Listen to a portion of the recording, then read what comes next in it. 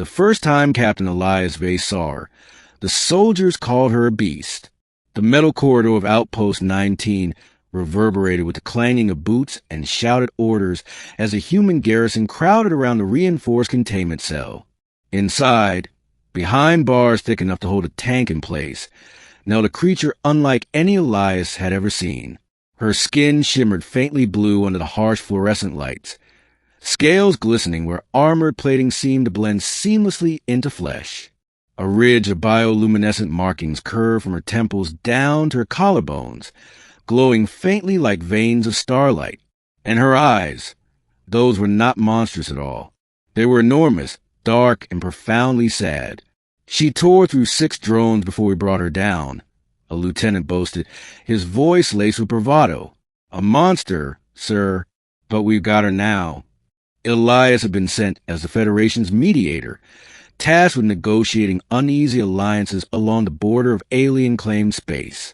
The war with the Zyri Confederacy had dragged on for decades, and every encounter with one of their kind was treated as a threat. Still, something about this prisoner gave him pause. She didn't snarl. She didn't thrash against the bars like a captured animal.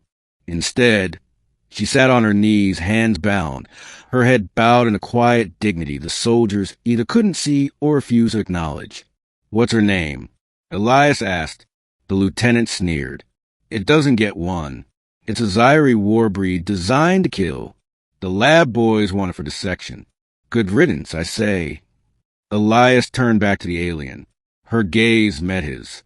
Something unspoken passed between them, a flicker of intelligence, a plea for recognition. Against protocol, he asked softly, "Do you understand me?" Her lips parted. The words were guttural, accented, but clear. "Yes." The soldiers laughed nervously, muttering curses, but Elias felt a cold weight drop into his chest. She wasn't a beast. She wasn't a mindless creation of war.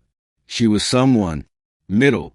Her name, he would later learn, was Ariaska, though humans struggled to pronounce it. She allowed him to shorten it to Arius. Through late-night interrogations that stretched into conversations, Elias uncovered fragments of her story. Arius was not a war breed by choice. The Zyri High Command had genetically altered her people, splicing soldier traits into their bodies, forcing them into endless combat. Those who resisted were exiled or executed. Arius had fought not for glory, but to survive. The glowing markings along her skin, which humans whisper about in fear, were not weapons but scars, bioengineered conduits designed to feed energy into her body during battle. Yet, when she sat across from Elias in the sterile interrogation room, they glowed faintly only when she was emotional, like fireflies responding to the beat of her heart. "Why do they call you a monster?" Elias asked one evening. The recorder turned off, his voice softer than regulation allowed. "Because I look different. Because my hands are strong enough to break them. Because it is easier to fear what you do not wish to understand," she answered. Her voice carried no bitterness, only weariness. Elias found himself unable to reconcile the woman before him with the description spat out by his fellow soldiers. He watched her trace shapes on the steel table as though sketching invisible constellations. He caught how she hesitated before eating, as though ashamed of being watched. He noticed her eyes lingered on the window each time she was escorted down the corridor, longing for stars she could never reach. But the tension outside her cell worsened. Rumors spread. The Federation High Command had ordered her transferred to Central Research for evaluation, a sanitized word for vivisection. Soldiers whispered of cutting her open to learn the secrets of her strength. Elias couldn't stomach it. "She's not a lab rat," he argued in the officers' council. "She's sentient. She deserves the rights of any prisoner of war. She's a weapon," the lieutenant spat. "If you can't see that, maybe you're blinded by those big sad eyes of hers." The room laughed. Elias did not. That night, Arius spoke first when he entered. "They will kill me soon." Elias froze. "Why would you say that?" "Because I hear footsteps. I smell fear. I see how they look at me. They see prey, Captain. Prey to be carved open." He swallowed hard. He wanted to reassure her, to promise safety, but the truth weighed too heavily. His silence spoke louder than words. Arius's glowing markings dimmed, her shoulders slumping, and in that moment, Elias made a decision that would brand him a traitor to many, but savior to one: escape. The transfer order came 3 nights later. A convoy of armored carriers would arrive at dawn to haul Arius away in a sealed containment pod. Elias had until then. Using every ounce of his authority, he reassigned guards, manipulated security logs, and personally oversaw the preparation of the prisoner. When the moment came, he led her through the winding corridors, not to the transport bay, but to the docking hangar where his personal shuttle waited. The alarms hadn't triggered yet. "Why are you doing this?" Arius asked, her voice trembling, half disbelief and half hope. "Because I've seen your heart," Elias answered simply. "You're not a monster, and I won't let them destroy you." For the first time since they met, Arius smiled. It was small, uncertain, but it transformed her face. They boarded the shuttle together. Engines roared to life. The alarm screamed seconds later. Sirens blared across Outpost 19 as security forces rushed into the hangar. Gunfire sparked against the shuttle's hull as Elias pushed it into overdrive, tearing free of the docking clamps and launching into the star-flecked abyss. "Hold on," he shouted. Arius braced herself against the cabin wall, her luminous veins pulsing brighter as if resonating with the ship's energy. Pursuit ships darted after them, lasers searing across the void. "You will not make it," she warned. Elias grit his teeth, pulling the shuttle into a dive through a debris field. "Maybe not, but at least I'll know I tried." Arius placed a clawed hand on the console. To Elias's astonishment, the ship's flickering shield surged with renewed strength, stabilizing against enemy fire. What did you just do?" he asked, stunned.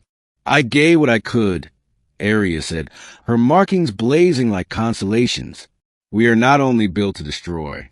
We can give, too, together." They outmaneuvered pursuers and slipped into hyperspace. The journey. Fugitives now, Elias and Arius fled across star systems, hunted both by Federation loyalists and Zyrian enforcers.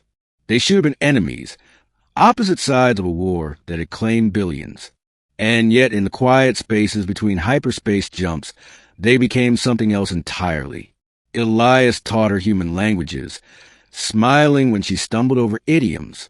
Arius taught him Zyri songs, their haunting harmonies filling the small shuttle with beauty.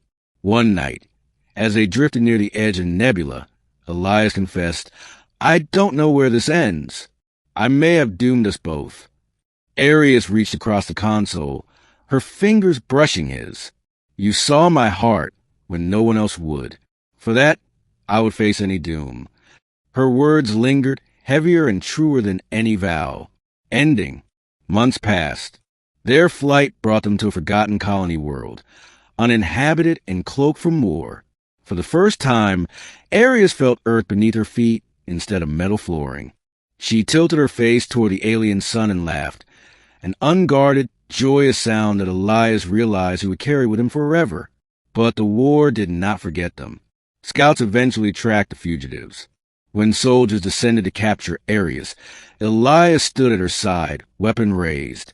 The confrontation that followed would echo across both empires, because when the Federation soldiers demanded her surrender, it was not Elias but Arius who stepped forward.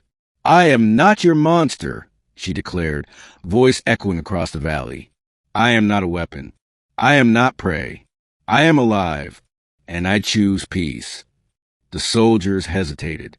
They had expected snarls and bloodshed, not dignity and courage. History will record that moment as the spark that ended the war. Rumor spread of a Zyri monster who was anything but, of a human who chose compassion over fear. Slowly, painfully, treaties formed. Years later, on that same world, Elias and Arius walked side by side, no longer fugitives, but symbols to the universe. She was still remembered as the alien once called a monster, but to him, she was the woman who had shown her true heart, and it was more human than most he had ever known.